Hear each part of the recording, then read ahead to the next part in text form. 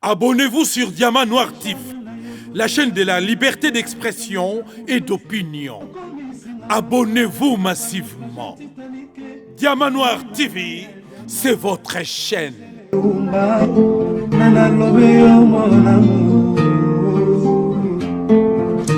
Téléfortifia de mon corps en cas de réussite. Alina Kanabundela Kailo, Kola bébé et moi. Et qu'il a monnaie d'un pesa qui n'a pas soyé parce que nous autres n'ayons pété le colana malema. Kolina Naya Diama, Gisèle Oumba. Kolina La chaîne de la liberté d'expression et d'opinion. Abonnez-vous massivement. Diamant Noir TV, c'est votre chaîne. Bonjour, balandino surtout et Diamant Noir TV de partout dans Mokili Mobimba.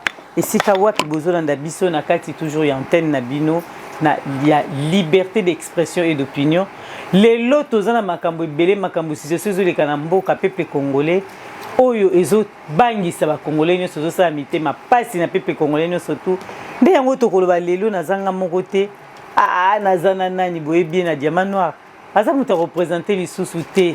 Mais c'est Pascal Kamani oyo tokosolande longona ye a expliqué biso makambo ezole katoyiki ba sasina eleki na RDC batu bakufi Félix Tshisekedi tango zolobela oyezali justice ya mboka biso toyebi malamu te il faut to solola Chine alobi ke lelo alingi ko soutenir RDC est-ce que pe kokota ce qui Chine akoti makambo et kozala ndenge nini pepe congolais koti na émission partager vidéo c'est la biso j'aime na yo benga bandeko bavanda balanda biso na boke binyo surtout vraiment eza makambo etala ramboka esengara peuple congolais ya mokili mobimba na monde entier esika bolanda biso to présenter ba condoléances na ba famille ba kufeli vraiment to présenter penza Diamant Noir équipe nanga mobimba pona bandeko lelo o bazali kolela tozana invité to yambaye na boke binyo na kati ya Diamant Noir TV.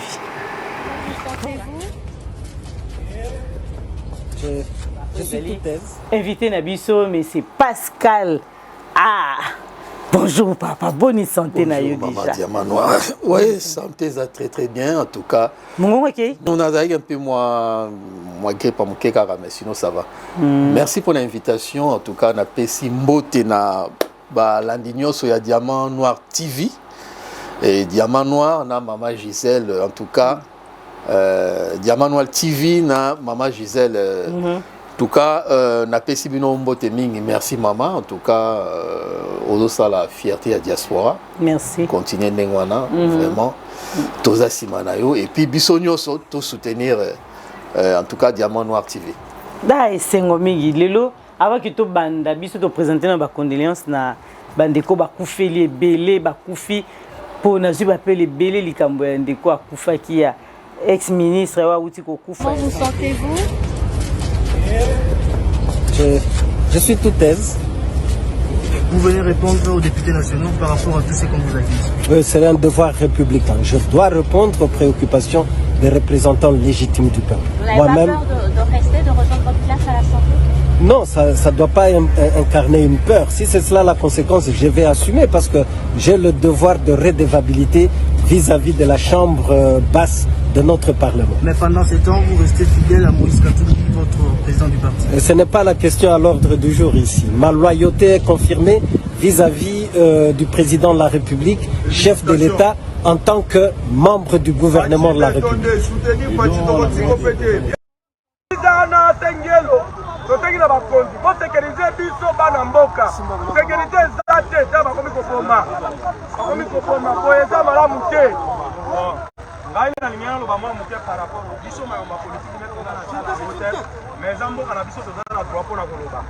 Insécurité ezanga pona awa te insécurité eza partout na ville ya Kinshasa Congo mobimba eloko tozosenga eza nini tozokomprendre te mboka yango ndenge ezokende tozomona bato kokufa bamortalité banini mais gouvernement eza en place ezomona to ezomona te tosengi boye na insécurité eza makasi mekana kokisa biso par dese babanda kotambola na ville balobi na kombo ya Chéribin o bassassiné mais to présenter ba condoléances mandeko nyonso tout na RDC et belé bazo kufela et belé bazo lela na tango o tozo sola mingi pe ba kufeli ndeko Pascal toye to sola makama mboka parce que mambo eza chaud tozana makambo ya côté ya justice non to silicité Félix Tshisekedi ya wangani justice ke bazo sa musa malamu te to la mukabo to tala boye makambo bebi na kati ya réseaux sociaux nani ba assassiner Oizali Chéribin Wazaki ministre Tokolobaka epa na yo déjà na situation sozo le kanamboka nino ko koloba déjà na Oitali liwa ya ndekwana. En tout cas, merci Mingi, merci pour la question. Ngapé n'a présenté ma condoléance dans la famille à Monsieur Chéribin au Kenda, au Aoutigotika Bisso, d'une manière vraiment atroce, hein, atroce. Et ça passe Mingi, en tout cas, mais très sincère, na libota nae, na famille biologique nae, et puis na famille politique nae, sans oublier na ba Congolais nyonso oyo, vraiment bazalaki touché na Kawana et surtout affecté directement. Donc il y a un problème autour de l'Obela, problème il y a Maramambo Ganabiso, hein, Maramambo Ganabiso, il y a Moromoni régime Oyo, place Bamemi Biso. Donc Biso Tolobaye non régime Oyo. To continue en sauvagement, il y a société. C'est-à-dire société est conduit par bateau les hommes ou les femmes sans futur. Donc voilà. Donc Mboka Eza na Maboko ya ba criminel, il y a la mafia financière d'en haut, au bazo coopérer na mafia financière ya C et puis la main noire wana Eza régime où est en place. La dernière fois parce que bango bazana na ba service nyonso. Bazo contrôler DGM, bazo contrôler donc immigration, bazo contrôler bazana ANER, bazana DENIAP, bazana ba cour des tribunaux nyonso, cour constitutionnelle, ba tribunaux nyonso, bazana police, bazana armée, bazana même na ba milice. Voilà. Donc les lomboka eza na maboko ya ba criminel. Donc bandero na biso eza biloko tozolo bango banakala. On a affaire na ba criminel Oyo, Bazali, Bango, Bazumboka lelo en otage. Malheureusement, le peuple a continué à souffrir, mais en tout cas, tout le monde a déjà bandakala que non, beaucoup de distraction parce que le régime Oyo et l'Ibiso va bien en terrorisme intellectuel. C'est-à-dire manipulation, des illusions, or le vrai enjeu vraiment, Oyo tellement mambo na biso, Bango baza occupé en côté. Donc baza ailleurs. Et pourtant, il y a vraiment des vrais enjeux à relever, des défis à relever pour Namboka Nabiso, et ça m'a embêté. Voilà. Pour la Libye, son discours à président Nengalobi, à critiquer, à reconnaître. Et là, aveu de culpabilité donc, ou d'échec. Parce que tant qu'on reconnaître que non, justice, et ça, ou reconnaître que non, justice et marchandité Namboka Nayo, parce que Yomorosa, normalement magistrat suprême il y a justice il y a mboka na biso donc ceux qui yomoko reconnaître que non justice est fonctionnera na ngote na mboka donc toko ba note et sous donc état eza na effondrement c'est-à-dire même ceux qui état eza effondré c'est-à-dire donc moyen il y a sécurité na biso na mboka na biso na libanda ou na kati ya mboka eza lisusu te. Donc voilà le concernant un peu Bamakambo. Bamakambo, nous société civile, bazo se souvenir na ba condition de disparition de Floribert Chebeya oyo lelo ba Congolais no surtout ba lelaka pe bazo senga ke lelo ba sangisa yango na commission d'enquête yango tozotuna nini okukulu bana baluwa wana nyoso mibale bango babi oya Floribert Chebeya kufatika biso lelo na oya kufil na assassinat ya otomoni lelo. Non, non, ils ont une similitude. Hein, donc, aux hommes, non, régime Oyo, Oyo Kabila, toi, ma camion sur toi, Kizagi Bango. Donc, ils ont copié-collé, il y a Oyo, toi, Kizagi régime, les gars qui y a un peu sous ces eaux salamalelo.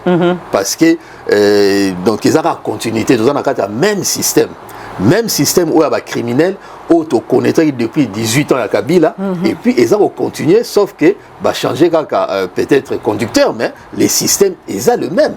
Donc, il y a la répétition, l'histoire se répète. Donc, Makamnyon et les Kamagi, et les Kagi sur Kabila, ils ont ça la malicieux sous Félix. Donc, dans la société civile, on a raison, puisque même sur le président Félix Tshisekedi, parce que normalement, domaine, il y a sûreté des fonctionnements, cause à la président, fonction à président. Parce que au monde, donc, président et moi d'abord a pratiqué la désinformation. Parce que le président il a appelé ça information, il y a le quota, ou ceci, c'est là. Et puis, il s'est écarté, il a au salon. Tout le monde interview interview de Félix contre Félix Yemoro. Parce que Yemoro Garamutu a interview contre Yemoro. C'est-à-dire, pendant l'interview, où s'adresser à la population, au peuple congolais, il faut normalement, les journalistes même pour poser des questions. Mais il y a eu porte-parole, donc ils allaient être jugés partis. Ils ont eu porte-parole, et porte-parole, et puis tant qu'on a bien, je pense que tout va remarquer bien, porte-parole, et c'est Marabarloba.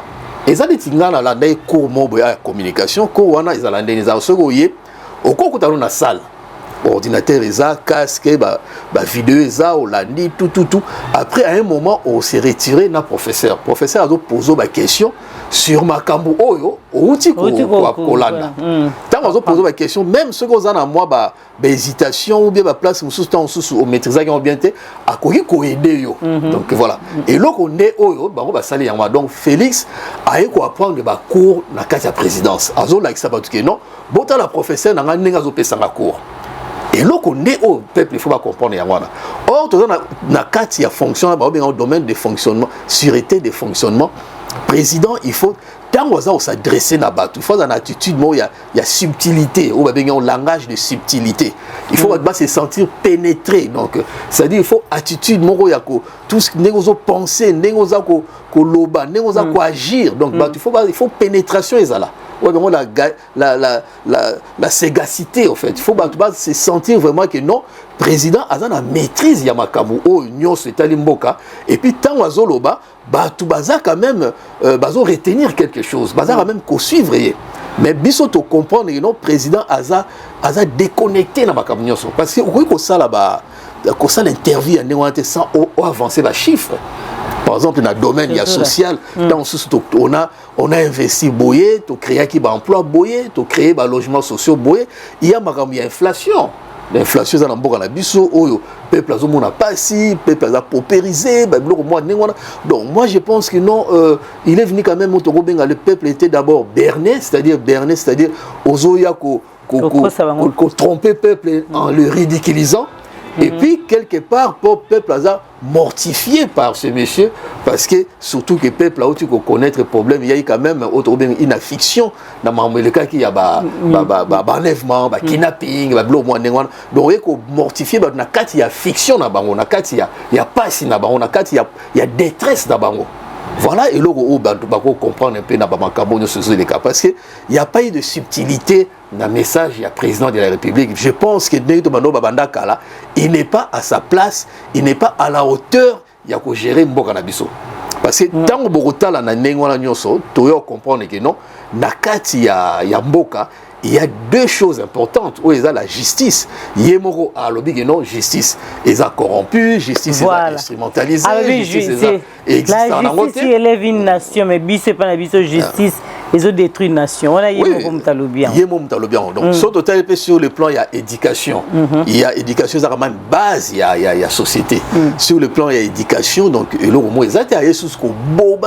éducation. Heureusement, peut-être, privé, un peu l'initiative, il y a répondre aux foot à parents. Parce que sinon, il y a une catastrophe. Mais vraiment, il faut tout comprendre. Parce que ceux qui ont le justice, moi je pense que normalement il faut aux alara même d'abord on a visibilité à ma campagne soi-disant opposition n'engue balobarawana au saliba et le réseau l'accepté que bazali na opposition. Je pense que bato bazali na opposition à l'époque il y a IDPS basi batika na politique. IDPS qui est repris par gangster au baye qu'on soit pouvoir au pouvoir il y a criminel donc bazo la sabato président néné criminel vivaka. Parce que réforme moi salaté sur la justice. Alors bi après ça qui a lui azolo bageno na futa on a eu bossa la misala na bino ndenge botangaki. Mais oyebi que justice déjà na boka na biso ezalaki déjà instrumentalisé. Donc est-ce que la réforme ni no salé pour la justice parce que ceux qui mutoyé okoya normalement na feuille de route ba réforme au sali que non pour la justice fonctionner boué pour na au PC feuille de route na feuille de route ça toujours et là on a ba règle ba règlement na ba objectif.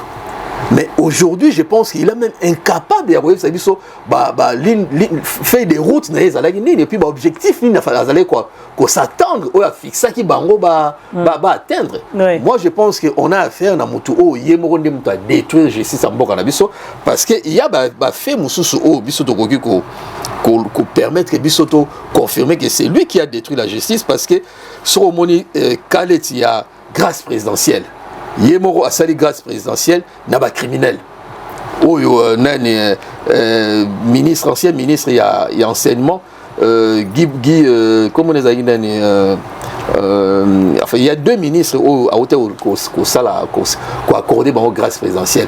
Je pense que c'est Bakonga ministre Bakonga il y a enseignement au Bakanga qui wana Willy Bakonga mona nani ngakima na mbongo Bakanga qui so na Braza et puis na ministre Oyo Eteni oh il y a Longondo et teni oh la santé oh des détournements et salamaki makamba mbongo ya corona ceci cela et puis même IGF oh il y a présidence oh il y a Yemoro et démontrer que non batouana ba détourner mbongo comme baza bato bazaki accusé pour la détournement pour na ba crime économique au basali na mboka na biso normalement ba ko bénéficier na grâce présidentielle mais la président ils aye ko bimisa batouana ba criminel abimisi na grâce présidentielle et lelo basé sur na union sacrée oyo bazotambola nae les cas par exemple leti ya Kamere Kamere président yemo mutalo ba que non parce que pendant que Kamere azaki condamné azaki na justice yemo ko azolo ba que non Kamere aza intègre mais comment se fait-il ba condamné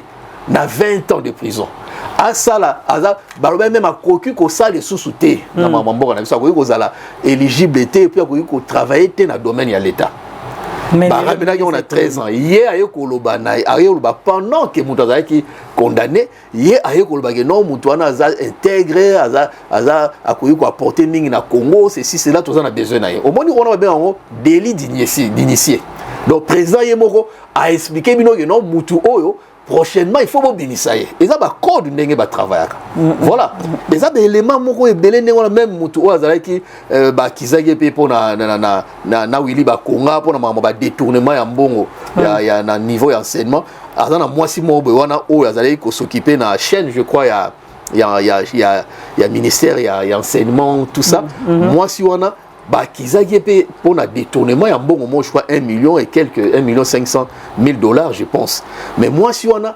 lelo azo ça na présidence azana équipe il y a porte-parole il y a porte-parole il y a président de la République donc voilà moi je pense que non ceux qui justice lelo na mboka na biso et koufi bien et ça pour la Félix Tshisekedi parce que tu vois quand même de part moi ezalaki il y a heureusement enfin de heureuse mémoire nani au juge au akufaki yani akufaki au asala quand même procès moko oyo batu nyonso ba sepelaki quand même na procès on a ndenge engagé ki yango même ceux qui okufa après mutu azwaki suite ayaki ko condamné quand même Kamere na ba élément oyo ezaki justifié donc o batu nyonso ba mona non il méritait d'être condamné mais liberté provisoire mais après la liberté provisoire mais moi je pense que message il y a président de la République o alobaki na Goma na interview na yeke non Kamere aza mutu mo intègre yango ne mutu justice ayeko kokisa yango c'est-à-dire que non justice ezaye yé mutu a instrumentaliser la justice au biso to no bagi en dernière fois na bagi on a dit non tous na régime moko dirait ya yemoko au dépotisme au yemoko aza ko contrôler tout donc azana ba gouvernement parallèle parce que dans le gouvernement ya Sama qui est aussi à fond à l'obaraté na gouvernement o ya yemoko o ezo sala ba makamu nyonso donc voilà na si tous un peu na système moko ndengwana o ezo permettre que régime wana baye ba ndenge nini ya ko manipuler population baye ba ndenge nini ya ko piller ba richesse en mboka na biso et puis en complicité na ba puissance étrangère donc voilà l'autre il faut pas comprendre na sens wana donc ils ont installé autobengi la voyoucratie parce que yomo moni batuna bango ndenge c'est quand même ngala la dagi un jour président Sarkozy alobaki et le romo boyabi non j'ai la politique dans le sang alobi non eza métier mo noble Donc voilà. Donc na bateau tu veux comprendre que non, parce qu'il y a tellement le mariage entre insanité, incivilité, ceci, c'est là où on a bien des civilisations comme le légitime. Mélange, mariage, il y a mélange, il y a au coup, et même la politique, et perdre vraiment sa noblesse. Donc voilà, à cause, il y a bateau criminel ou opportuniste et jouisseur ou sakana na mboka na biso. Ben kasi tango solo bateau opportuniste Félix Tshisekedi est mon président de la République. Baglanda Diamanoir TV au quotidien émission c'est la biso j'aime. Pour makambo tozo tuna asengi justice basala musala. Yemoko na cette fois-ci asali pona ndenge ndeko a uti ko kufa ministre oyo. Asengi justice basala musala na bango sur ce dossier afin que ba sanctionner les ali ba coupable ya dossier wana. Mais na mikolo elekaki tomona ki asaki yemo tango uti ko lobato ni malamu yemo lobi ke justice ya mboka na biso ba décevoir yi. Donc aza contenté na justice. Mais même justice wana asengi bango lisusu ba sanctionner ba coupable. Na lingi nanu o analyser les biso situation wana ndenge aboya kina siko ndenga lobi nini ozokanisa ke o ebatami na sima wana ya justice ya mboka na biso. Ouais, mais il faut comprendre que non tous un système on bien la démocratie armée. Donc voilà bango monde baza ko dicter ba makambo nyonso selon bango.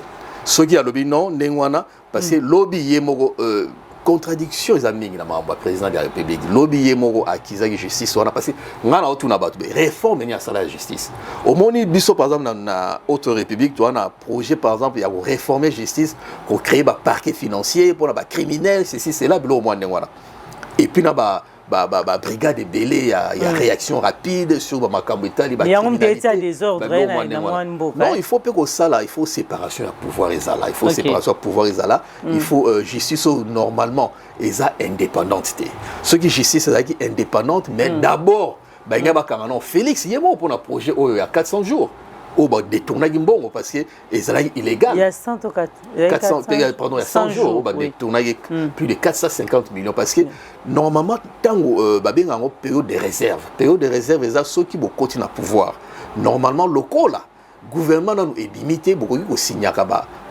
beaucoup qui ça là ko engager projeter parce que gouvernement ne mute gérer kamboka donc yi bango siko ba profiter na période wana sali ba makambo ezala et tout ça c'est illégal normalement beaucoup ça là projet ndengona te ezala rattaché na présidence parce que présidence c'est une institution oyo et gérer kamboka te d'après constitution ya mboka na biso o basala biso na normalement ça gouvernement de gérer donc ils présidence mais bon bazwa ki siko bazu projet wana ba mener on la présidence et encore qui touché sous le gouvernement gérant par rapport à la loi mboka ndazo gérer non au fait normalement gouvernement est en place gouvernement est engagé à projet mboka gestion ya mboka ils en a pour gérer mboka makambu tout et ça présidence mais bango ce que bazwa ki projet il y a 100 jours ba mener on la présidence na Kamere qui était son directeur de cabinet yango ce qui vraiment justice d'abord ils en a mboka na mutali boso ba banana ko kangaye non seulement ça parce que il y a aussi projet où il y a rétrocommission parce que yemora lobaki yango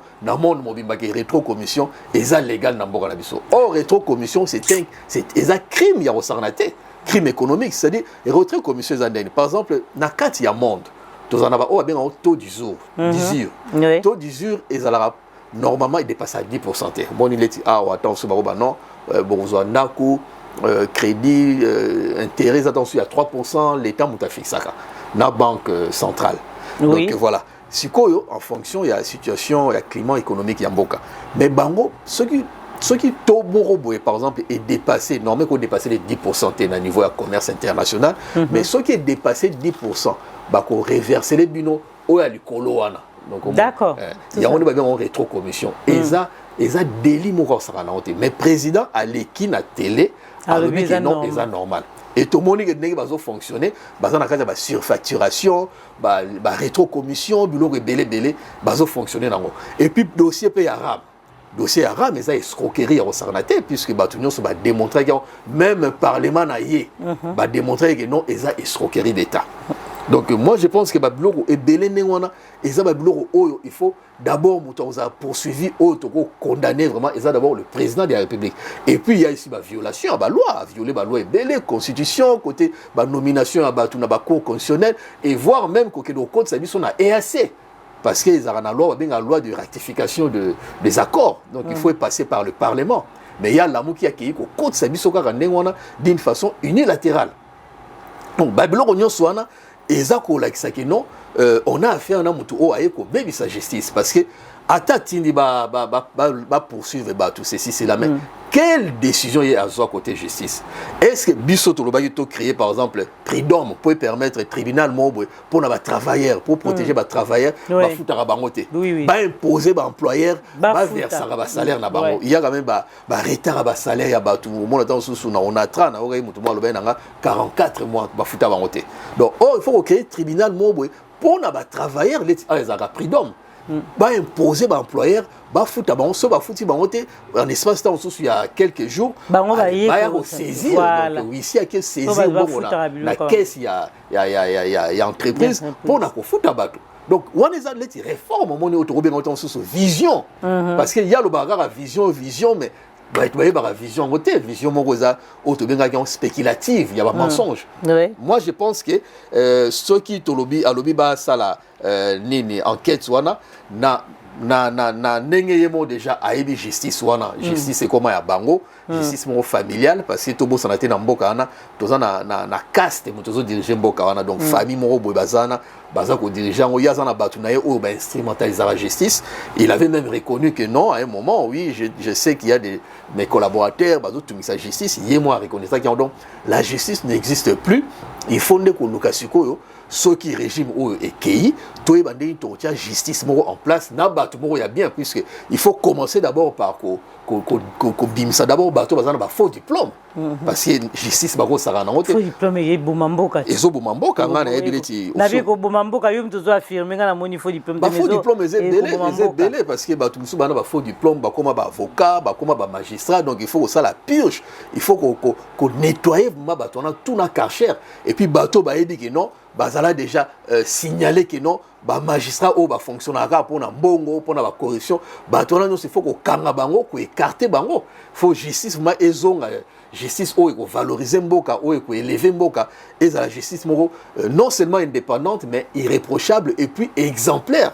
Donc moi je pense qu'il faut qu'on renforcer la loi à sanction ma kasi maximum pour na bateau ou baza ko œuvrer na kati ya justice. D'accord surtout les Camerounais pour na bateau vraiment peuple congolais balande Diamanoir TV makambo ezoleka situation mboka tozo sepela te congolais nyonso tout aza lelo debout pona makambo etali o eza mboka na biso tozo kolela tokoya na likambo tozonga na likambo na ntote bino pelelo président tant tozo benga yozali président de nouvelle classe politique lelo na moni bande comme so batuna ki pe lelo okomi président ya autre république ezaka eloko sikati si ça te bengi une nouvelle ça te bengi autre non ça tout travail ezaka eloko nyonso te nyonso ke ya sika biso to lito changer bino kombo mabeza eza mala changer te to zala na autre république si biso autre république to bay déjà il faut to zala États-Unis du Congo faut changer kombo ya mboka Congo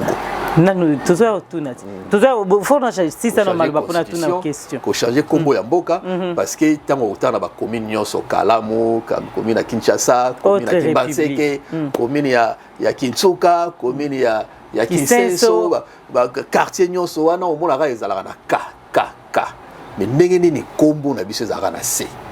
Donc ça a été remplacé, ça a été changé parce que bah face à qui histoire ya mboka na biso. Bah scientifique bah ça là qui déjà bah dénoncer qui en gros bah révéler qui que non Congo est un centre qui centre de l'univers en fait à l'époque. Donc tous ça là qui déjà na bah koko na biso bah ça qui na bah yango dans un état parce que état est ceux qui organisation ezali pouvoir moreza population azali na ba territoire na ngo délimité. Donc tozalaki déjà na ba état nengwana tant ba mindele ba kokuta biso bien organisé. Ezalaki centre de l'univers parce qu'il y avait beaucoup d'avancées scientifiques na kati ya mboka na biso. Mais tant ba ekoye la biso kombo ya Congo on a c'est pour na ba effacer culture na biso. Yango na photo zongi sa yango pour ne permettre biso. Oui, tozana kati ya déculturation. Donc voilà, il faut tout zongi sa yango pour permettre biso to revenir dans la culture na biso. Yango te permettre biso to na vraie identité culturelle parce que les autres en ont sous-souté. Donc c'est très très important. Moni ndenge na lobika ba komi to réfléchir à moké comment c'est fait ba komi nyon se zana kinkole okomona koto kinsuka okomona ezana ba ka mais pour na ninga mboka ezala na c'est que il y a eu un réseau moko complotiste contre la RDC. Il faut zonga na ba culture na biso parce qu'un peuple sans culture c'est un peuple sans âme. C'est comme un corps sans âme en fait. Voilà donc il fallait to mais qu'un peu ko expliquer ba tout moké. Il y a un moment de biso to lobaki que non dans la recherche na biso to sali il faut to répartir vraiment na ba vraie origine na biso na autre république il faut to zongi savement to za d'abord na identité culturelle parce que première richesse il y a pays et sa culture moninga la la ça cause lobaki non non la culture c'est un bien de première nécessité donc ils ba sakana na ngote il y a il faut to zonga na kati ba culture na biso et vous permettre biso to répartir vraiment na ba base bon il y a bien avec une nouvelle constitution où ils ont vraiment quoi qu'on refléter la culture en mboka na biso. Donc vraiment projet na kati projet na biso toza ko réfléchir ndengwana. Merci ba congolais bazolanda yo bazolanda makamba mboka peuple congolais za bongo donc biso tozoloba makambo ezotambola te na mboka il faut que nyonso to etambola to lela koto to tuna mituna lelo tozana ye moko penza oezali nouvelle classe politique koto tozana autre république totuna karaye mais c'est Pascal bisa biso makambo ezoleka hein makambo ezoleka situation tozokende wapi en plus on analysera bien tant ozoloba pe nous sentir politicien zoloba totuna olikambo ya seni bino koto bozo préparer mais kuna seni ya kadima aboyi ezali audit ya fichier pour na makambo tali ba élection kuna pe Martin Fayulu ba telemi on peut abi arokinde pe élection te na makambo boyi il faut esalema biso tokotuna epai na yo kaka peuple congolais zolanda nini okoyi koloba na maloba ya kadima na lolenga boy audit pour na élection ozo ya 2023 maloba déjà na oloba non kadima c'était un président tokobenga calomnier et de contrefaçon parce que azalé déjà produit à tricherie produit à nenga président ya mboka na biso et puis c'est ni on a biso tozala pe contre yango puisque eza ba biloko o ba néo colonialiste ba tchawana po ba zwaka ba pion na bango ba ko tchela bino pion moko boy ba neni ba ko tchela bino ba neni ba marionnette donc biso tozana projet mususu oyo permettre biso to sa élection ndenge et simbaka na 1960 à l'époque ya ba Lumumba tout ça donc to répartir na biloko wana ba papa na biso ba tikelaki biso il faut élection ça la mana C. N'espère que la dernière fois, nous avons organisé au niveau local. Les résultats sont bimi affichés dans les colos pour proclamer. Donc voilà.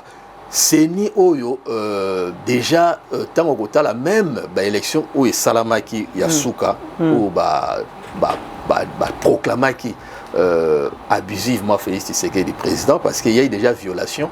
Il y a constitution à Bango parce que constitution le big non, il faut suffrage universel.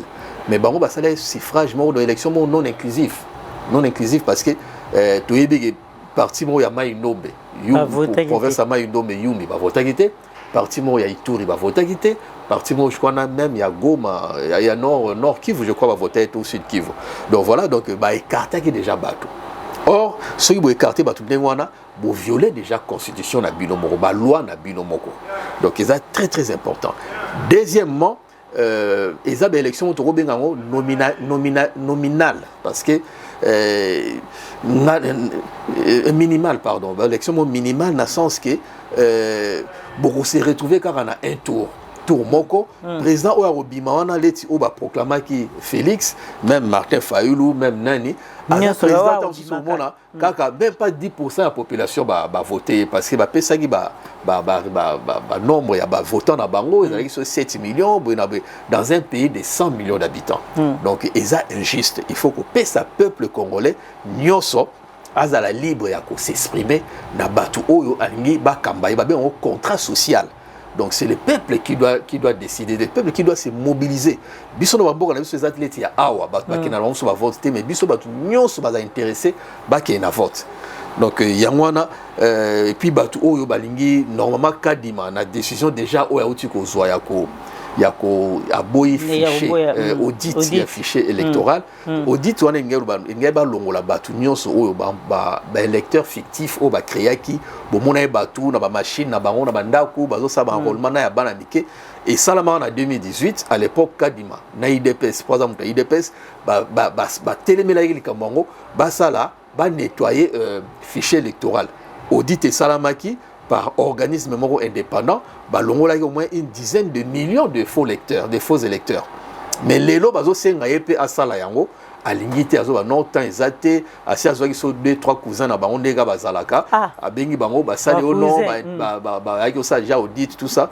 Mais pourtant, à 2-3 cousins, il y a 5 personnes, il faut arabe en Bango, n'est pas fonctionnel, bazan à 4, il y a népotisme, tout beau sanate, caporalisme. Donc il y a un autre non. Kadima, na yo komona na otomona commission africaine ya supervision à l'élection, non, avec Kadima, c'est impossible d'aller aux élections. Précisons très très bien. Avec Kadima, oui, c'est impossible de débloquer le processus électoral avec Kadima. Et puis créer Quator, donc coordination Moroboye, proposer création de coordination Moroboye. Il y a 4 organismes, 5 CIME, Sensana, NDI, pour le moyen, il y a proposer, pour sauver, coordination, proposer en fait, coordination pour sauver le processus électoral basé sur la confiance dans Kadima. Parce que Kadima n'écoute ni l'opposition, ni la société civile. Azara na makamna ba dicté à ça là. Donc moi je pense donc il y a le betika le lobby ezara nengwana balingi ko que la peuple était balingi lokola toloba non bazana élection au bazo préparer déjà élection ya ko tricher et encore je pense que ndenge à lancer à sali nengwana moi je pour mon politique ba créer la crise. Créer la crise pour na peuple à Tomboga pour na paix sociale et zalaté. Donc à sali à sali en exprès à boy ko recourir na audit ya fichier électoral pour na à créer crise na kati ya population. Baza bato balingara peuple azala bien té balinga ko créer car ba tension ba conflit bilo rebelle belé. Donc je pense que c'est vraiment idée où ils a derrière Moutunae et qui dit Kadima ça vient directement de Félix Tshisekedi. Mais Félix va toujours balingi ba élection et salamate balingi ba élection moni même na interview na ya sala qui on a fait interview ya Yemoko contre Yemoko a lobele pe ma élection té a kipé na écoute ma élection té bona boy ceci c'est là bon et puis a lobby ba bêtise sur makambo est to lobelango mais je pense que peuple congolais faut pas comprendre que non batu oyo ba yena ba pona ko sala ba élection et puis nzamba tinda rapé esprit de confusion les autres côté la bango mona bango na bango ba ko ma ko swana pona oyeb sabino que non les régimes est aux abois régime oyo et komi na suka kala mingi était peuple à hôtel à reprendre pouvoir na yena auto benga référendum révocatoire pour permettre tout benga na bateau mais pour na ko sili ça je pense que dossier oyo batu ba comprendre que non mbongo pe ezate ngai na batu même au bazar s'est précipité ba ki na ba élection na o ya batu ya organisation o ya occultisme politique ba ki non bongo pe ezate puisque Kadima Yemoko a décaissé 30 millions de dollars sur le plus de 500 millions oyo il faut to éviter donc balobi apparemment institution de Bengi ya Bretton Woods pesi soki 500 millions mais 500 millions il faut mbongo mususu et que des soki na marambo ya ba guerre na bango wana ba créer na est la moitié qui ne kuna il faut ba futa batu il faut Yemoko a besoin de 100 millions de fisc pour na ko futa ba salaire à batu ba retard ba salaire à batu donc moi je pense que techniquement parlant financièrement parlant et puis politiquement parlant élection est pour ça madame Boka na bisoté donc azolinga a mema batu vers le autobengi glissement mais et ça la maté peuple peuple tous alara après ya robenga na bateau donc tout est en marche makam et di poto benga na bango biso diaspora peut-être qu'à poto tout sera vraiment makambango to lobelango ngwana tous on a plus de 5 millions de Congolais na libanda à peu près d'après les chiffres pour les a vraiment estimation diaspora mobimba na Europe, na États-Unis, na Afrique du Sud, na Angola, na Chine, na Asie, par Australie, tous à peu près dans les 5 millions. Surtout bien bon, tout tchakata, tout tchakaka, munamutu.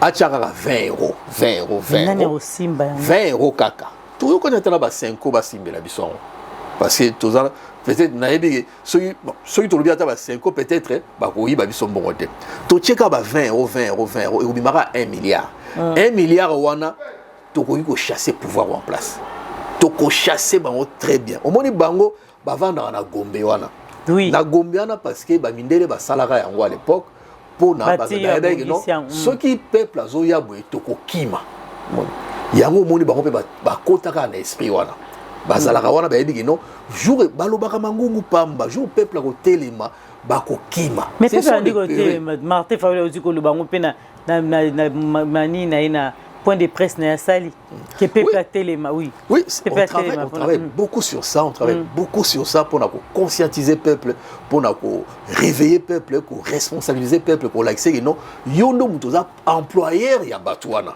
bango baza ba salarié na yo ba employé na yo yondo mutoza employeur ce muto sali bien te il faut abengana ye et puis mon lo mona ba même ya justice na ba Félix il faut que kanga même pour na ba dépassement budgétaire on dépassement budgétaire et ça loi des finances ou ba voter yoyé au violer loi wana au détourner ça détournement mobima bon ils allaient en sous pour na ba financer tant sous bilanga ou bien pêche ou bien boy yona ba dépassement budgétaire na yo no salaire ba voyage mo inutile ya ba voyage touristique et ko ça ndeni ba mbongo zo kende kuna o ba benga ngo na biso na niveau ya gestion ya faute de gestion eza délit bon ils ont dessiné pour na boyer yo contourner au tiango boyer ils ont dit yo na maison na yo Diamant Noir TV ou non comptable na ngai bongo yo futela ngai facture na ngai ya opérateur na ngai fourniture na ngai ya énergie ou bien électricité ou bien ya communication il y a zimbo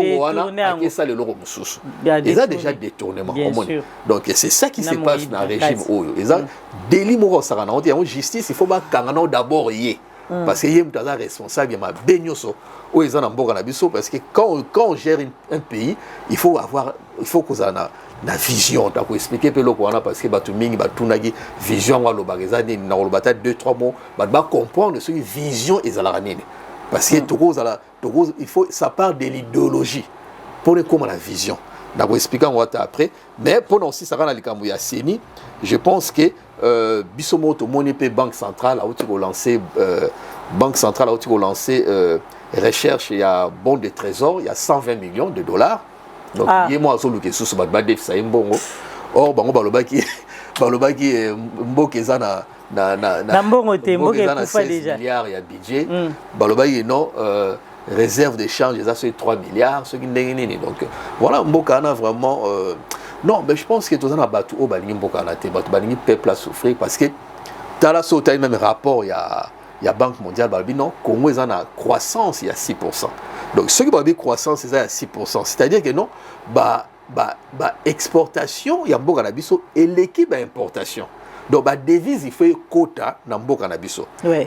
Il y a une devise des banques centrales des fois on appelle ça on a banque mususu pour ezala et kende pour na faciliter ba commerçant na ba commande ba ko sala ba échange ainsi de suite.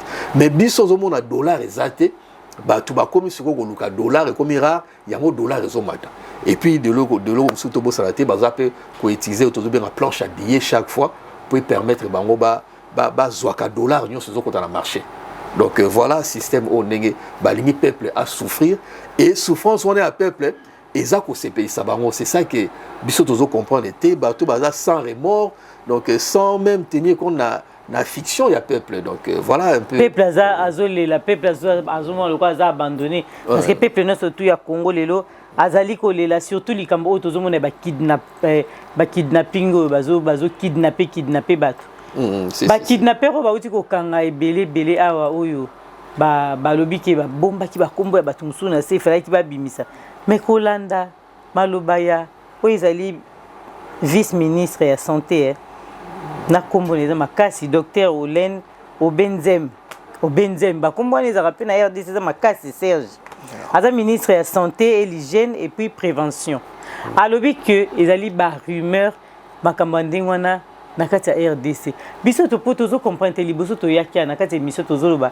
to mona ki ministre intérieur aboya ki toujours likamboyo to mona ki porte-parole ya gouvernement parce que yemoko Félix nanu alobi te makambo nyonso depuis kabaki soki eza na bémol moko esala na kati ya bilan na ezali côté justice ndenge alobi ke aza contenté mais là tozomona ba ministre malembe parce que oyo eza troisième ministre aye na likambo ya oyo ezoleka ya batrafic d'organe na kati ya mboka na biso yango tolingaki koloba epai na yo kotuna ntango ozotala gouvernement bango moko bazoya kobalikama ndenge wana peuple congolais nini okoki koloba mpo na minute oyo tokomi na désordre na Congo bakomi koboma bato na bainonsa bakokufa toyebi te. Oui, merci. Donc déjà, bon, sur le plan, il y a même la justice. Oui. Tout le bagage bien que non, il fallait pousser l'enquête Sikamingi pour nous permettre de batouana. Balobagi baroloba parce que tous les gens il y a évité sur la ouverture d'enquête mais tout que maman on a déféré bango ainsi de suite donc voilà ou de bien en gros procès de fond donc voilà il fallait ce que batouana pe bazwa batiki la bango tant mingi ba loba ba pesa ba bimisa ba expliquer bon bateau ba commanditaire na bango eza banani et puis banquêteur ba ça la descente sur le terrain parce qu'il faut ko exhumer pe ba corps wana avant de condamner bango parce que bino bozo condamner bango mais bozana il faut l'accepter ba preuve pour que ne ko exhumer ba corps wana pour condamner ba parce que beaucoup condamner ba tout ngona te ils a faux procès biso to bandela ma procès na bien na ba procès nyoso ba 100 jours bilo nyoso wana ba CBA ba bilo nyoso to bandela ba procès wana il fallait qu'il ba parce que beaucoup condamnés batouté ceux qui besoin la preuve et ça car déclaration donc bango bazo ba non ils a été ba rumeur mais rumeur ils a été source d'information rumeur ils a source d'information au début que en France série moro baloba qui ba rumeur et bimagi sur ba maison de retraite ne bazo maltraiter ba personne âgée mais et comment qui ba que ça la enquête na commission parlementaire mobimba ils allaient qui créer ba yo ça ba vérification effectivement ils allaient qui y a solo parce que c'est parti d'une rumeur. Et ça, il va vérifier que non, il y a solo. Et puis, il y a des mesures pour protéger les personnes âgées, la maison de retraite, ainsi de suite. Donc, renforcer vraiment législative, les lois pour permettre une bonne prise en charge de la personne âgée. Donc, moi, je pense que ceux qui ont des rumeurs, mais rumeurs, ils ont des informations. Ceux qui ont des non, ils ont fausses rumeurs.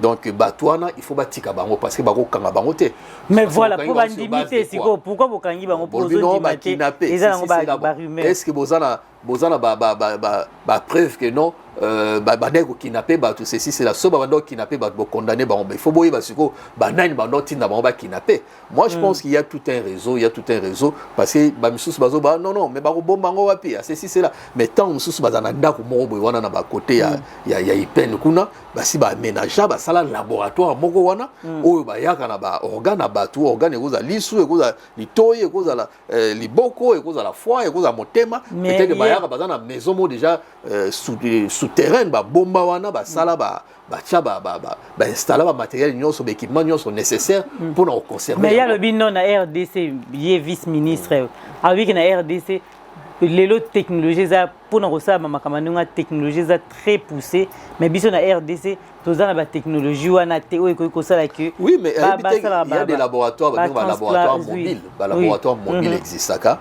où ba ko déplacer en ba chambre placement boye ça va transplantation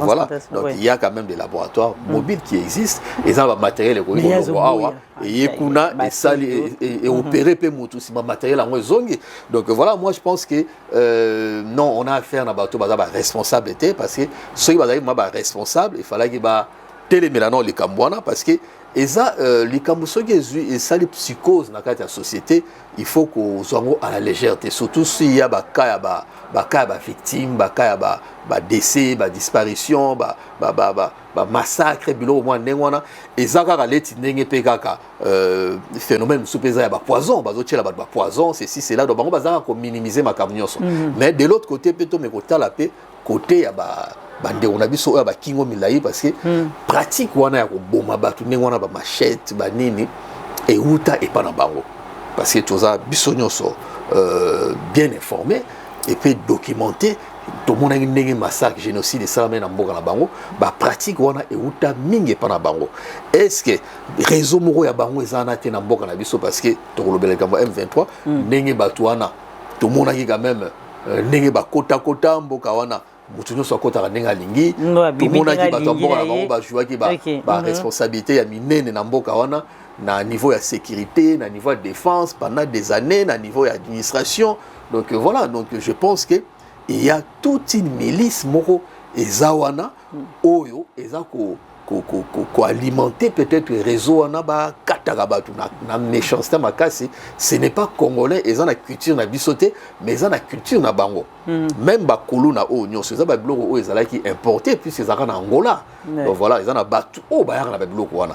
Et moi je pense qu'il faut qu'on renforce les services de sécurité parce que ceux qui peuvent placer sous la sécurité crédit même un contrat social les sauté entre bateau bazo gouverner mboka na peuple.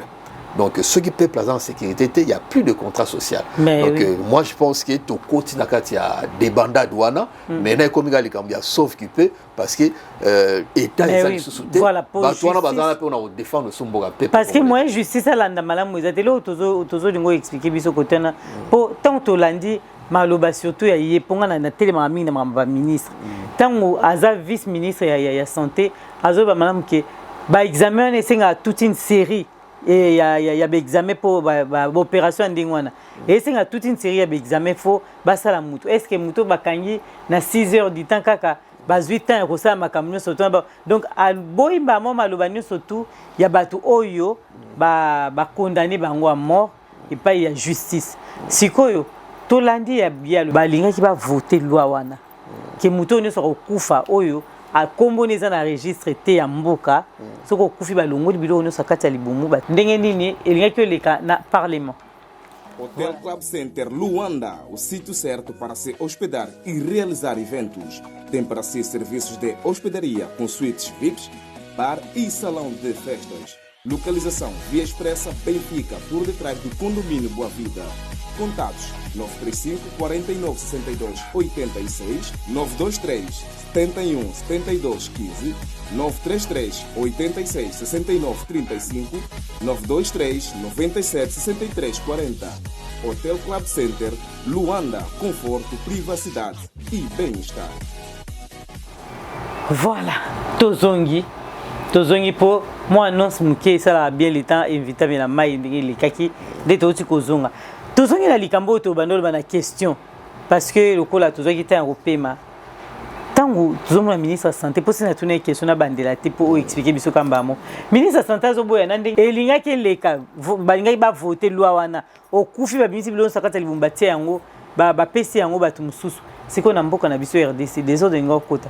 Tolanda maloba ya ba opposant tolanda maloba ya mutu oyo siko toloba ni oui maman toza na kati ya en sauvagement de la société et par des gens des gens sans futur. Donc voilà c'est guerre occultisme politique. OK une abomination là où s'installer na kati ya mboka wana eza ya solo ngape na zoki futur wana ke non ezalaki na loi moko bando proposer pona ba récupérer organe ya batu ba n'habiter sur ba tekango voilà il y a rien pour rien donc je pense que dans le lobby que non il y a rien pour rien je pense que dans le lobby que non ils ont un laboratoire même mobile oyo ko za la bino bo mona dans sur elo eza avion mais ils attendent sur laboratoire bo mona dans sur camion mais ça laboratoire et ce qui loi wana ezalaki déjà en marche c'est qu'il y avait déjà déjà préparé parce que ceux qui bako ya na loi par hasard on a dit pour battre que la moi je pense que il faut tout télémamakasi to continuer à faire occultisme même politique ya osarnaté et ben église mingi au bazana na kati ya superstition ils avaient église à superstition ils avaient église oyo ba prière ba faux dieu au bazako tinda batna ba culte de personnalité, culte ya banzambe, faux nzambe, ceci cela, même peuple na kati obscurantisme, peuple a un accès na connaissance té, peuple a un bonheur té, peuple a la liberté té, peuple a la bienté. Donc voilà, il y a toute une organisation on a occultisme politique où ils en mboka na biso, et zo sala que non, peuple congolais ceux qui ont québité, ceux qui ont éliminé, tous ont risqué, je me suis dit, tous ont mboka na biso parce que au monde bazawana pour na sacrifice il y a être humain bazawana pour na boma batu basala boye basala mon était en Félix à côté na pouvoir le roi de bosso salane tant wa salaki jour investiture na wana zolo bana la terre ça va langue morte et le bamaraté au monde roi Salomon tant wa kufa comment ko solana ba mort déplace ma fin na ezaki ya mabe ya kosarate ya mabe peuple a souffrir ma so monika peuple a souffrir yeba ke no bateau ba sacrifier mboka na banzambe ya étranger ba sacrifier mboka na monde moko ya mabe ba sacrifier peuple ezalaka na babiloko wana ba cérémonie wana na ba passation mona parce que la thèse en langue morte bato ba yamba loba ngote soki okoloba na mboka na biso au prêter serment loba na ba langue o ya mboka na biso ki Congo Lingala Tshuluba Swahili ainsi de suite donc voilà et puis tant au mona Salomon tant akufi moi na n'est pas yé et là on y a salaki azuka kabato ba no travailler na papa na ye ala comme ce monde sa peuple pas si les choses sont santé yango tozo connaître na mboka na biso Kabila yaki a monti bato pas si oyaye azuka kabato ba na Kabila a continuer sur le monde sa peuple pas donc il y a tout un problème un travail spirituel ya rosala côté ana tozo travailler na mboka ana sur le plan spirituel pour notre la dernière sa peuple na biso na kati ya abomination oyo ba ko imposer donc peuple a envoûté peuple a zoé sous le roté peuple a évité ce cas nani a côté quand même motu comme même ko boma motu facilement attirer poison ça la boyer donc voilà donc elle continue à niveau moro ya bosanganate et ceux qui ba eneza ba égoïsme la pauvreté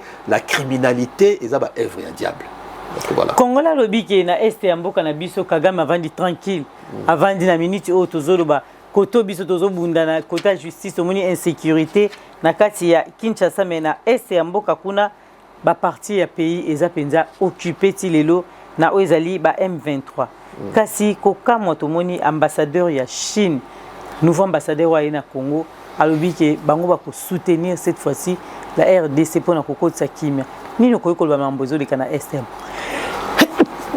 na makambozo de kana S en tout cas mambozo de kana S na sino ba kanza déni de possibilités donc c'est-à-dire pour moni même Félix Yemo na interview à Salai contre Yemoko alobi bien que non Yemoko contre Yemoko contre Yemoko alobi que non bako cantonner ba M23 c'est là boena boy c'est là faut na rappeler que non ils en mbongo ebimaka na FSR donc fonds secret pour la recherche 70 millions ebimaka tout le mois 70 millions de dollars ebimaka tout le mois pour na est mais bon on a ce qui même 10% ya pambaka koyo etikala kuna te donc nyonso ezongaka et keke na ba pocha batu baza ko souffrir M23 zo continuer ko gagner ba terrain ba localité ba territoire c'est là Félix tango zo ba guerre comme jamais na Goma parce qu'il dit que Goma eza administré aujourd'hui par la communauté internationale Goma eza géré lelo par la communauté internationale parce que yango de mutu ba siège ya ba organisme nyonso ezawana okuta Monisco ezawana okuta PAM ezawana okuta ba FAO ezawana okuta ba bloc belé donc yé auti kozula biso ba mercenaires bulgares na roumains o bazana Goma na pona ko kengela de place ba armement ezali donc voilà moi je pense que likambu ya Goma oyo Sultani Makanda oyo baza koneza Makanda je crois Makanga ou Makanga bango bazo apé ba kombo ya ba soit ya ba Congo soit ya ba Luba o aza mukonzi ya M23 aloba yiki non ba accord wana ya ko ba cantonner biso soki ba confiner biso boye na boye habito tikala ko signer yango te to yebi yango te donc président azana kati ya des informations oyo aza ko pesa peuple congolais et ça mérite une poursuite ngana ko beloko mobe nazana mutu mobe azana ke d'Orsay tant ba réunion mususu na kendaka na mambo ya Afrique na cadre panafricanisme ayebisi biso mais comment c'est fait non président Nabino apporte ka Rwanda plainte te abi ba rapport nyonso koti awa ya mapping ekota ba rapport ya Fonds monétaire ya Monisco ya batu ya expert ya Nations Unies ba rapport ekota ebeleza ko accuser Rwanda mais comment akoki ko porter Rwanda plainte te C'est ça le problème de tout là. Président a eu qu'on obélo comme au monde qui non azolo bagino que non habite tokuyiko qu'on punir qu'on nous malheur qu'on punir tout un peuple rwandais pour un individu. Donc au bas non le malheur des uns font le bonheur des autres. Il y a une biso peuple congolais azala na malheur il y a zo CP là. Mazo non Rwanda to lingi bango bazana malheur té. Mais c'est pas notre problème. Est-ce qu'il y a évité que Rwanda chaque année exportation pour plus de 400 millions de dollars, il y a or au Congo, au Congo. Moi, je pense que tout bima un peu dans la distraction, bateau, on a tout le terrorisme intellectuel, qu'on manipule bateau, illusion, mensonge. Comment se fait-il non rapport nyoso eye mama ngala ko tanga leti lo mo na mona ki Charles Onana na c'est ça na conférence de presse na ye abimisi livre na ye oyo livre mo ki toko quand même bande on a biso tout luka tout ça là tout autant ngo oyo azo ba sur l'Ormeta enfin l'Holocauste au Congo l'Ormeta de la communauté internationale Omerta ils allaient loi de silence il y a ba ezamé ni na ba mafia ceux qui bazana ba fonctionner ndengona ba ben Omerta.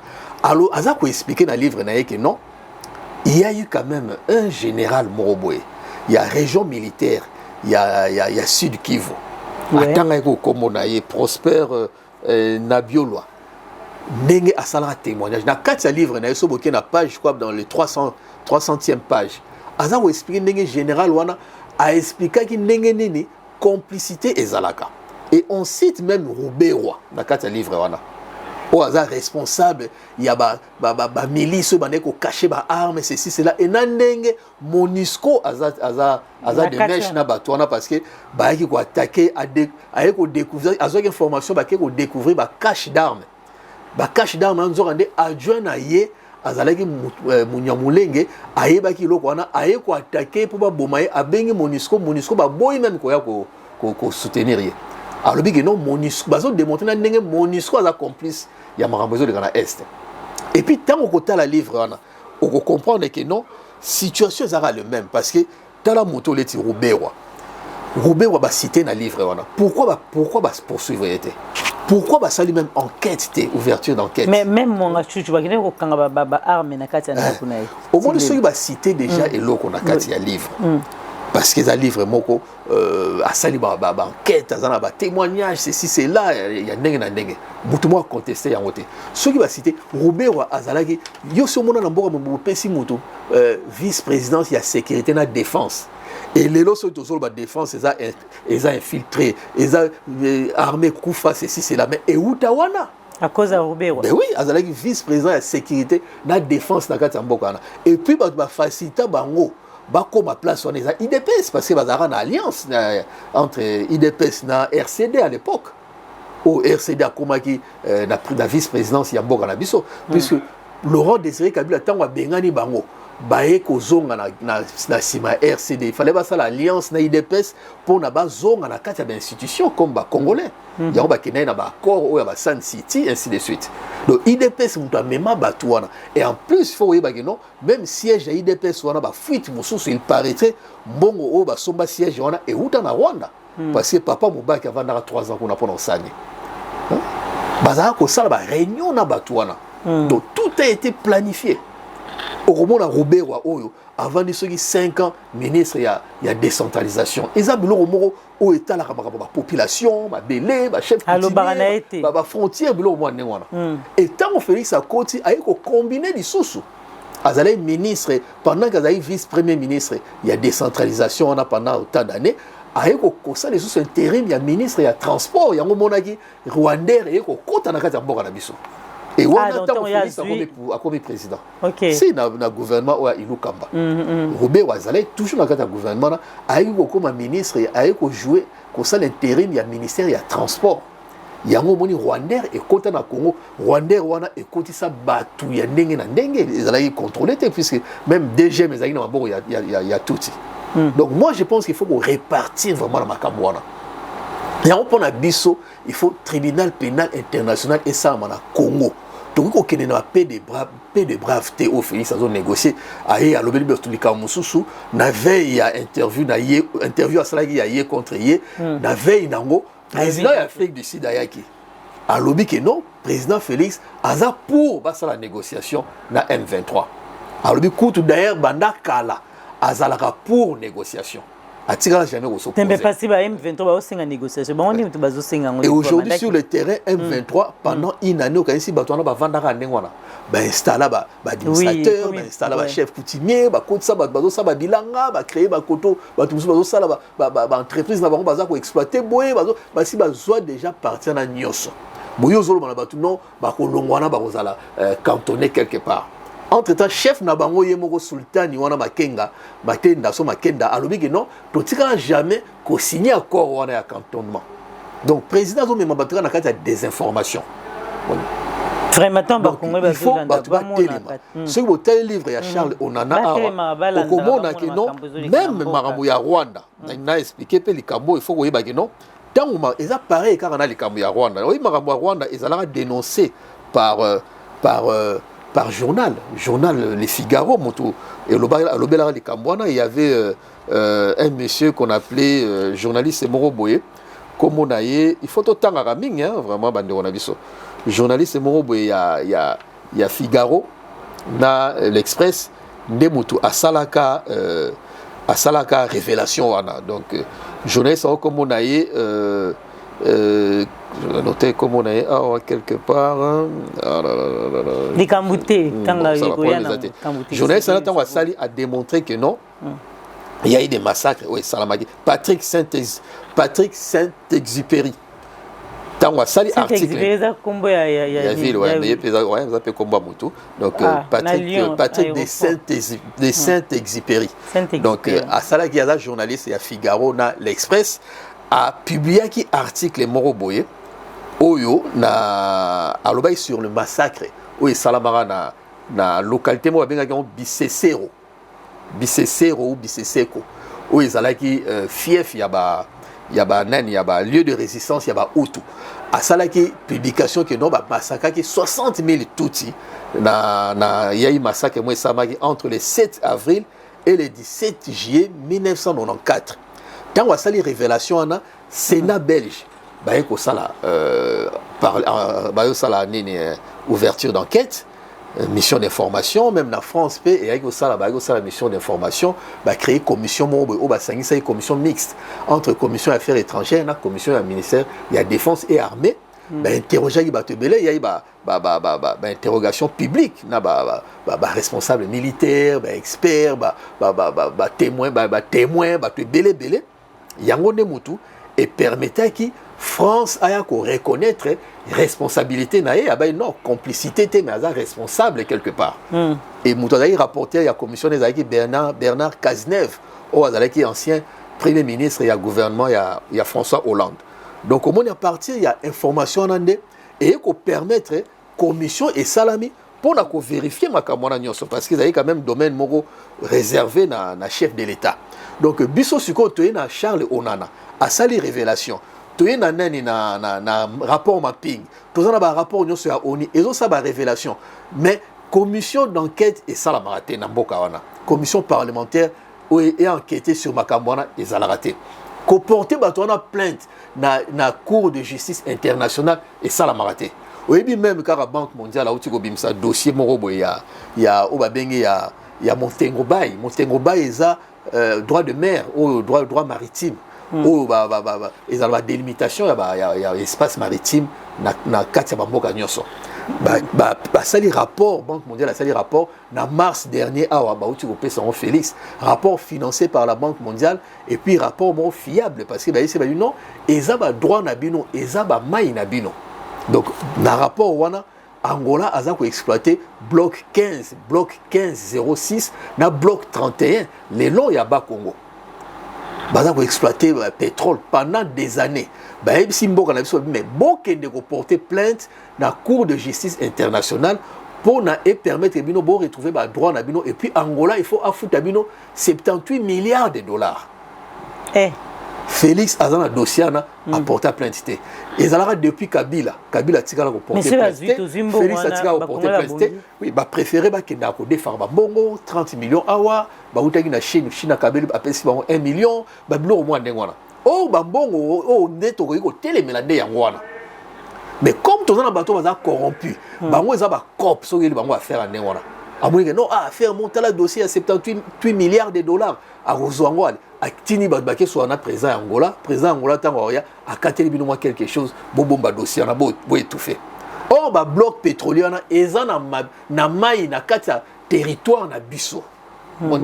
Territoire na biso ko développer province on a ba Congo ko ça les belé même na Congo mobimba. Mais balingi mboka ebongate. Balingi mboka ebongate. Port ya banana tilelo société au ba pesa marché on a World BP. Tilelo e koka kozwa kolongola kozwa ko lever financement té.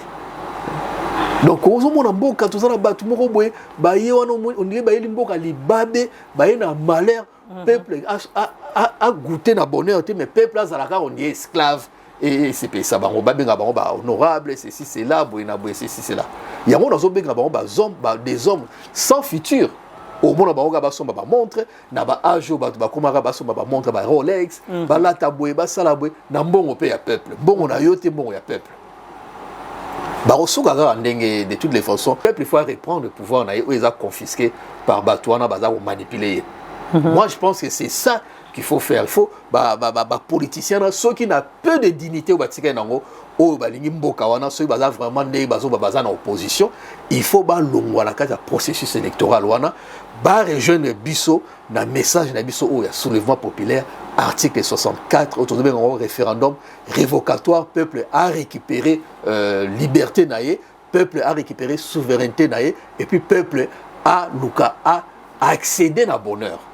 Donc voilà le message où vraiment il faut tout faire passer dans les Congolais. Et quand même, je pense que comme il y a quand même adhésion quand même, il y a battu belé.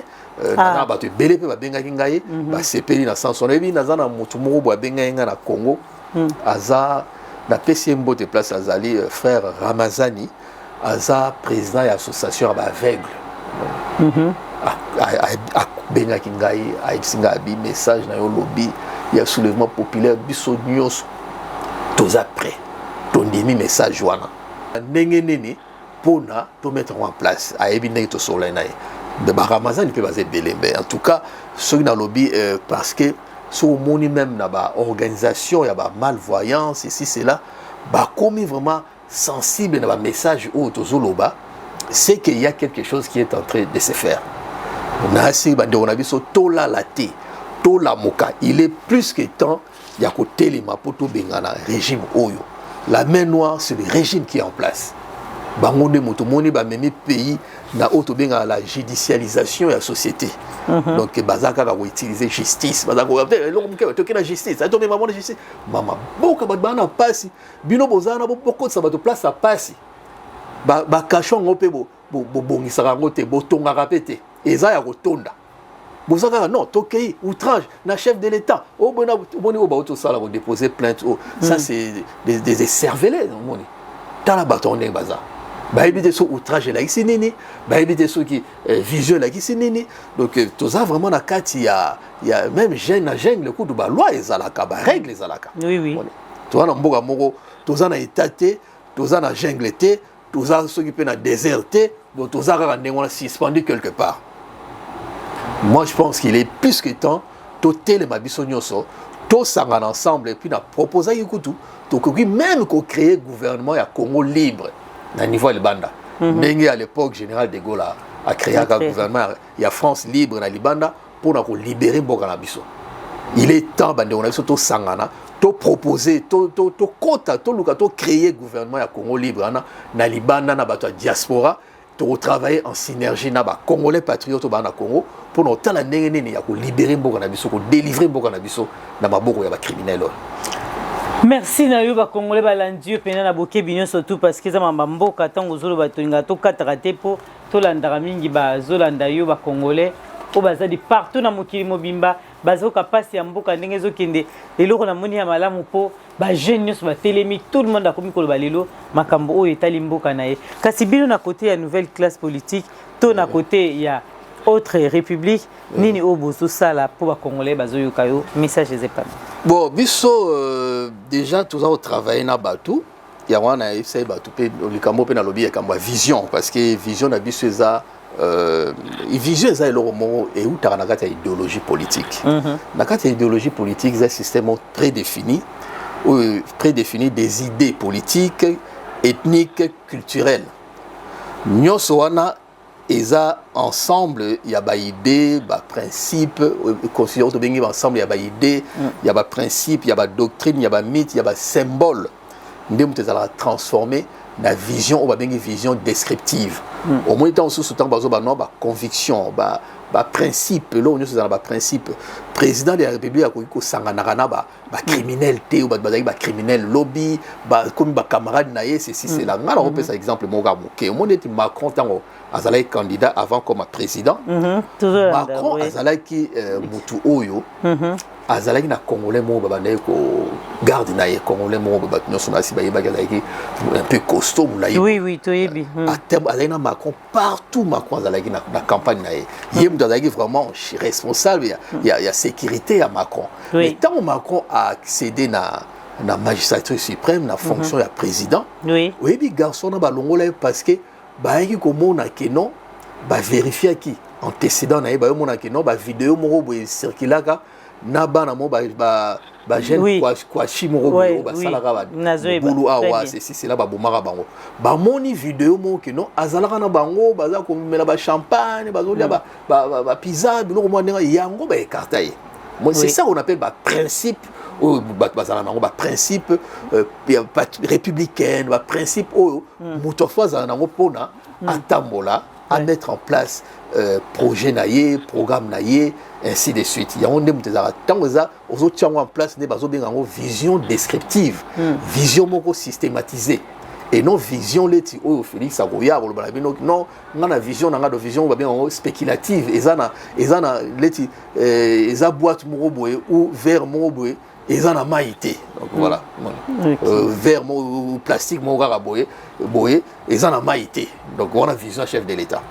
Mais na kati ya ba idée wana ezana ba doctrine na kati les biso to ba réformiste et progressiste. Ezana ba conviction biso pona biso il faut toujours ba non la cause du peuple. Il faut tant toujours ba non il faut décentralisation intégrante ezana kati ya mboka wana. Il faut partage à pouvoir. Na kati ya république au cause a yomoroté ozana ba pouvoir nyonso. Il faut concurrence ezala. On va bien dans une république partage à pouvoir ezala. Tout le monde na ba mboka les sous Allemagne, ba Israël, au moins ba coalition ezala. Donc il faut ba ozana na monopole il y a idée. Il y a idéologie. Il faut toujours c'est ça la République. Il faut partager la richesse, il faut partager la pouvoir. Il faut équilibre ezala social entre bateau ezalate bateau ba futara bango boye même temps au moni ba juge au mona ba juge ba zo futara bango $1,500 mais député azozwa $20,000 mais ndenge ni na corrompre été au moni président a exposé ba la corruption. Parce que après si ba député na ba sénateur $21,000 sans compter ba primo bazwa belé mais koto yo ba juge bazata source na $1,500 ou $2,000 mais c'est tout à fait normal exposer ba la corruption. Il y a Batouana, bateau dirigé par l'entreprise, il y a l'État qui utilise politiquement dirigisme, ils ont nommé Batou selon émotion, selon sentiment. Il y a un problème de Didier Massela, mais Didier Massela, tant que tout n'a pas Azad DG, Bosco, CV n'a pas Salaki. Trouvé Baté. Attends, oui, Azad licence na campus, na nénini. Parce que, ça va 5 ans, salité, diplôme, nous sommes à valeur. Dernier emploi na Ezalaïné. Oh, on a quatre entreprises, on a vu sur la il y a autre république. Basiste, mais ça n'a rien à voir, on a dirigé. On a pas su réponse dans le dernier emploi, on a bien dit basiste, mais ils ont un monde d'entreprise. Ils ont une nouvelle classe politique, politique dirigisme et aux alatés. Donc, on privilégie ma carrière, il y a une entreprise. Na kati ya entreprise ndem to s'appuyer na ba carrière Barbara kutuye na batipe na yi mutu oyo wana za ba quand même to za ba ya on to bi président za toujours na ba émotion na ba sentiment govana boy akoya pe wazika mutu monita so beteleke mabobo a nommer donc ezali ti mutu ali bomba moko boya za na munduki akoki pe otire ba Barbara bete maboko na ebité ba est-ce que ba domination au sikoyo nenga no maraba et bon Jean-Marie Lukulasi asala ni pas nommé biso pe ba cumul de fonctions aux alaté aux députés aux les sous et aux alaté ba nomination ba entreprise il faut et na bateau baza de carrière na kati ba entreprise ezalande ngwana moto kokinde ko changer awa zaki directeur financier awa sali 20 ans akoki ko longwane na société akende na société mususu beaucoup ont été bolongoli moto a botier moto boité. Merci. Voilà un peu politique au biso tozoni ngato changer na kati mboka wana politique oyo et créer proximité entre bateau bazo gouverner na peuple un vrai contrat social et aux alaté makambo distanciation ba benga ba nani ba même ba salaire et aux alana équilibre na alignement ya ba salaire ba député ba haut fonctionnaire ba directeur ya l'état ba nani ba on a presque même salaire il y aura ba barème il y aura tout biso to tana bateau de carrière bateau ndenge to lobi na kati ya conviction na biso to na bateau ya il y aura la méritocratie na équilibre géopolitique ezate passer ngala za boye ya za la boye tete tous les 450 ethnies il faut bazala valoriser bazala na équilibre bazala na même niveau donc je pense que eloko tozala nango ya koloba yangwana na ebite soki merci na ba Congolais oui merci déjà parce que tolobi mingi tolinga tomba Olanda bazina go de makulusu bafandaki bazolanda émission Jean-Claude Mabanzo il a dit il a fait tant vous fandi bozolanda bozoka émission bozoka mambamboka mutazo expliquer bino situation ya mboka soki peuple congolais surtout alobili kama mboka changement kokota na kati ya mboka wana parce que toyoki mingi ke ba menoir ezana si mais pour na lelo toyoki mingi soko lingoti ya ba congolais o ba yoki lelo na nyoso tolobi ngoloba nini peuple congolais en tout cas peuple congolais azo souffrir mais batu oyo bazo diriger bino baza à la hauteur T ya ba demande ya peuple ya ba attente ya peuple donc biso to eli bino projet ya autre république pour na mboka ba gérer en ndenge mususu na ba affairiste te na ba criminalité tolobi pour na mamba c'est to sala tribunal pénal international il faut ba criminel bazala condamné et puis to longola batu nyonso basima mindoki na Congo bakoyi kozana nationalité congolaise te parce que mboka na biso to moni ndenge ba sakani nango il est temps tout ordre ya kosanate sur le plan social to banda ko recourir na un hélicoptère monétaire ezala partout ce qui crise ça l'état il faut créer mbongo apesa au peuple pour na ko apporter un peu accalmie moni ndenge a ezala ki monto ki ne ba confinement ba vani na ndako mais bazo futa bino eza mbongo l'état a commandé a imprimé mbongo a défi a sali mbongo eza na kati ya économie il faut hélicoptère monétaire et salamaka pour na ko apporter moi accalmie ceux qui tous en attend vraiment la crise mais comme tous en batu oyo ba ebi makamamboka te ba sala ba recherche te ba sala ba étude te ba sala ba étude ya ba projet te o ndenge ya ko tombola mboka na biso donc faut tout s'attendre les remonter beau soutenir biso beau rejoindre biso biso sont ensemble na bino to bunda to telema pour na mboka na biso un seul mot d'ordre soulèvement populaire article 64.